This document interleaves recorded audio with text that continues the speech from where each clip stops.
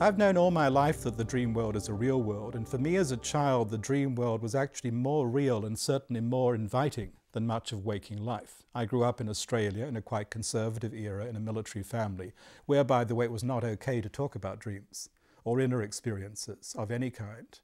But they are what got me through. I had a challenging childhood. I died several times. We didn't talk about near-death experiences in those days. I lost vital signs in hospitals with double pneumonia in both lungs, 3 times before the age of 11. I also drowned, and I was also struck by lightning. In the course of these experiences, I had what today, since Raymond Moody's work, we've learned to call a near-death experience. But as I say, we didn't call it that in Australia in that era, and I don't call it that in my own mind in relation to my own body today. I died and came back. In the course of those experiences, I learned that there are worlds beyond the physical world. They are real.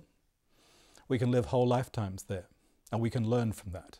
I learned in my childhood that, at least for me, I seemed to have counterparts in other times and places who spoke to me in my dreams and could sometimes support my life with guidance and healing. I learned from my own dreams in childhood that dreaming can heal your life. I stopped being very sick after I had an immense vision of a living staff with a serpent coiled around it that filled the whole sky. I didn't know at that time that that is the symbol of Asclepius, the Greek lord of healing and of dreaming.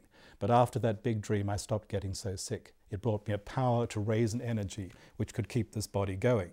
So from childhood, I have known that dreaming takes us to deeper realities, that dreaming is healing, that dreaming is a source of contact with beings who exist in other times and spaces. And I also learnt in childhood that dreaming rehearses us for the future, that we see things that haven't happened yet in ordinary reality. Sometimes they take place, sometimes they don't, because we can use the dream information to shape the future for the better. My difficulty as a child was one that many dreamers face at this moment in our society as it is. It was a problem of finding confirmation and validation for my experiences. I knew these things, but I didn't have words or models to explain them even to myself.